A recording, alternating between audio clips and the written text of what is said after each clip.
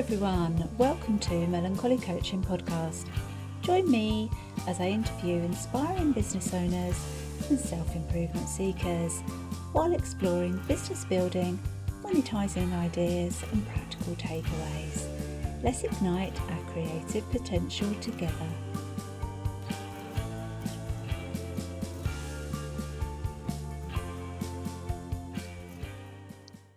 Hello and welcome to Melancholy Coaching Podcast, the show that highlights different business owners and ideas.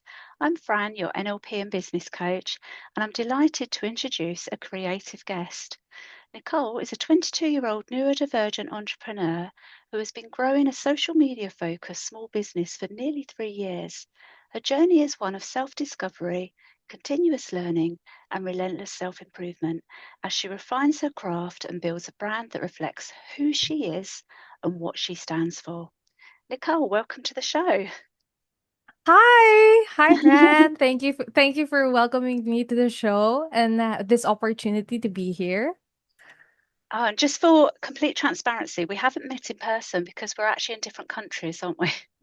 Yeah, I'm actually based in the Philippines, so this is a big opportunity for me, and I feel like I'm really thankful to just be here. Oh, you're very welcome. So, for anybody else listening, I'm based in England, in the UK. So, Nicole's in the Philippines, which is incredible. So, we actually connected across social media. So, social media does wonderful things. It is a powerful tool to connect to people. Yes, Yeah. yes. When used with the intention that you want to have it for, because I understand that social media can also come with its potential negatives. But the intention that we want to use it for is to learn and grow and connect with people and share our business ideas and the creative things that we do. So I've got a couple of questions for you, Nicole, if that's all right for you, and then we'll have a little chat around it. Yeah, sure. Totally. Yeah. Amazing. Right. So, what inspired you to start your social media focused business, and how has your neurodivergent perspective shaped your approach? Okay, so let me start first with how I started my social media business. So it didn't actually occur to me that I could start a social media business because I was actually a healthcare student. So, yes, I am someone in healthcare and I was studying medical technology or medical laboratory science for other countries. And I was mainly focused with like the science aspect and stuff. But I've always leaned into the arts. Like I've always been like a creative person in general. And then I've always loved like painting, music and stuff like that. And then eventually I had my own like I've been a personality on social media as well in a way. Yes. And it's like, oh, maybe I could merge my creativity and how I knew how to navigate, like how I can navigate social media and help others through it as well. And then that's how I unlocked the whole social media business type of thing. And then how did my neurodivergency play to it? Now, I feel like neurodivergency is just a different way of thinking. Like it's Yeah. like I would say that it has its it has its negatives, of course. Like it does sometimes I have to acknowledge that there are weaknesses that I could like there is stuff that I can't do because other people are more equipped to do that. But and that really comes into the comparison play, like being like comparing yourself. But I think it allowed me also to view things differently. It allowed me different perspectives that I feel that being neurodivergent gave me the ability to just do that. Like I feel like yeah. So that's really something that I had to change in my mindset, that I just like operate differently. But I am no less of a person. And Yeah. yeah, sometimes I do have my doubts. Like sometimes I do have my um I have my fears that I'd have my fears that I'd be belittled or like seen as Yes. someone who isn't capable.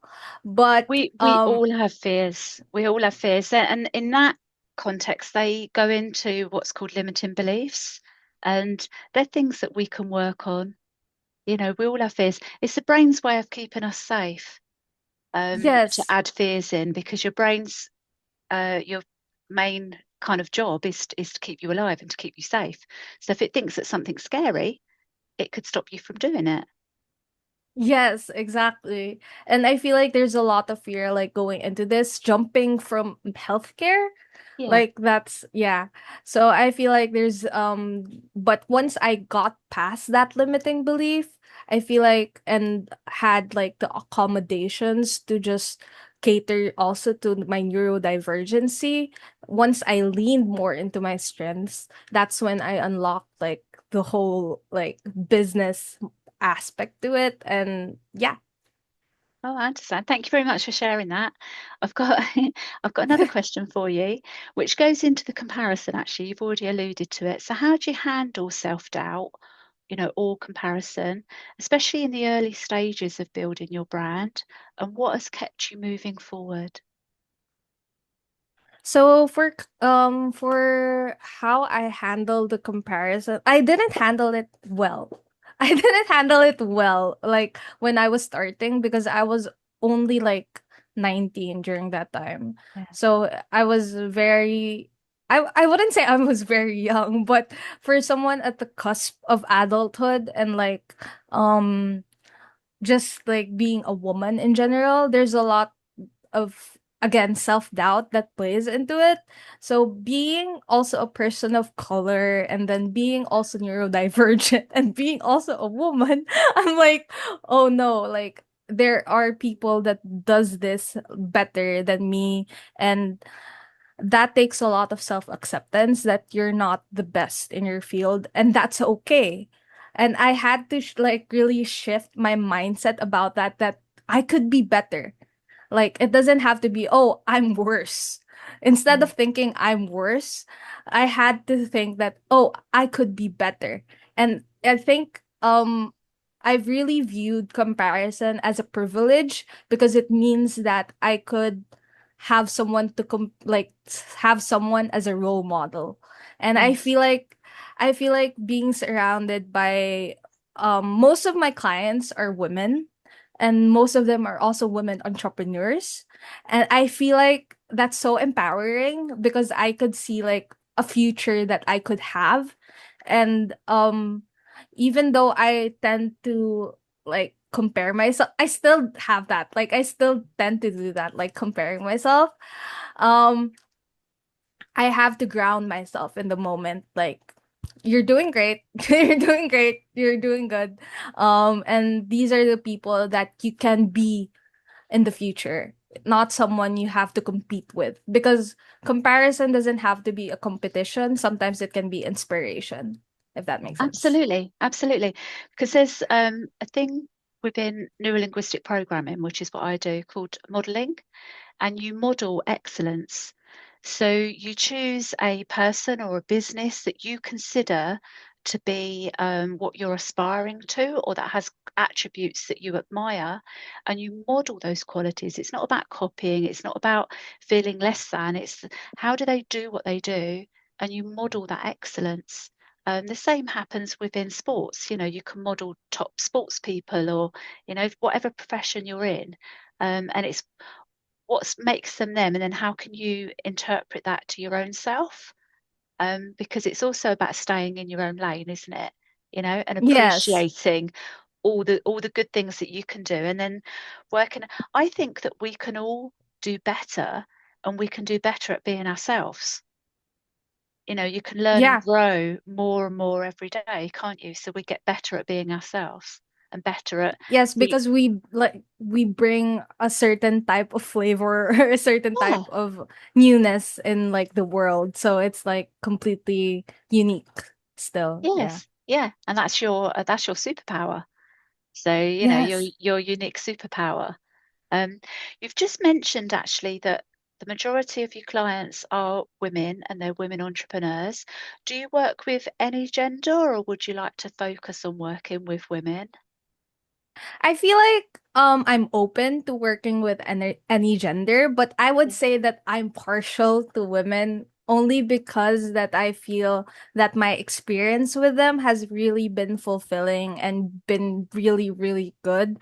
And but I would love to also have like business entrepreneurs who are men because I want to like diversify or at least like dip my foot into that pond and really Yeah. really just expand like what I already know because like, even though it's my comfort zone, I want to improve as an entrepreneur as well. Yeah. So Yeah, yeah. yeah, I understand. And there's no wrong or right answer to any of this because we lean into what our niches are or what skill set and experience we've got, in building these businesses, and then we can hold our hands out and help the next person along because we have the expertise in that.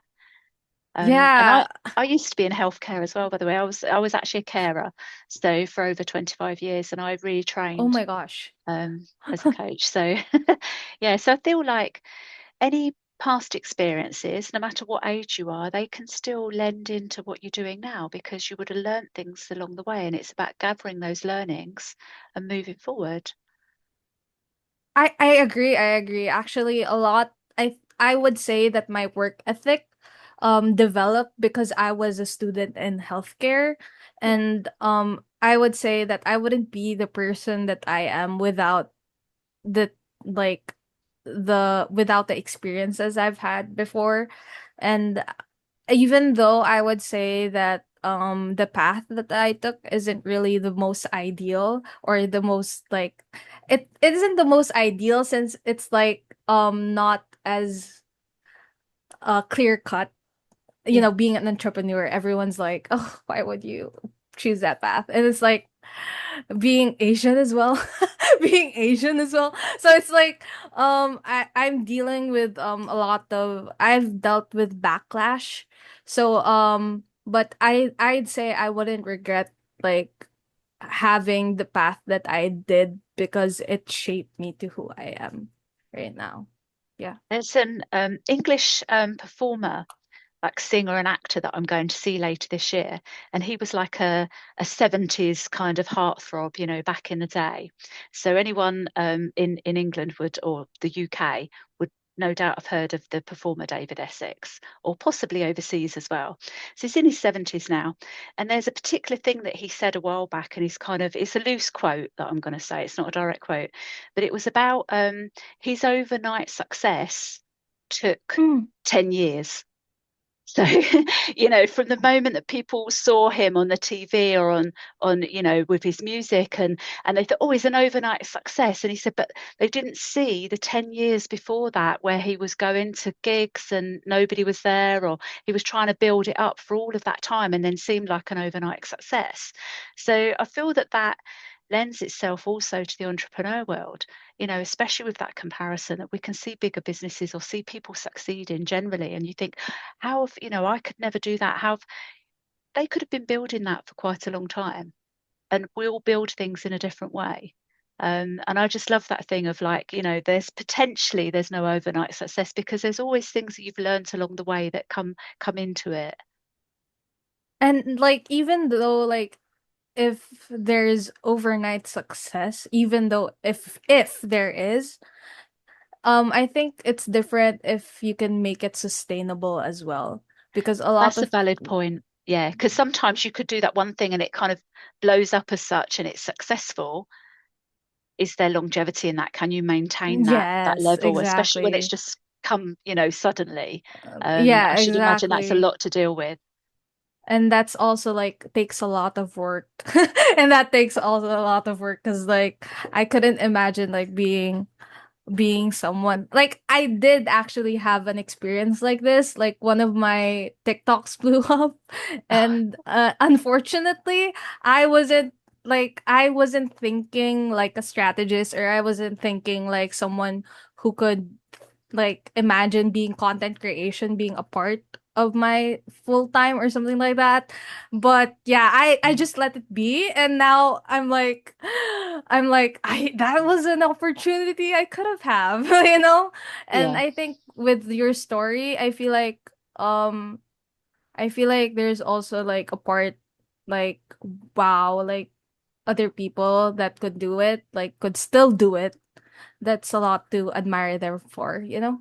Yeah.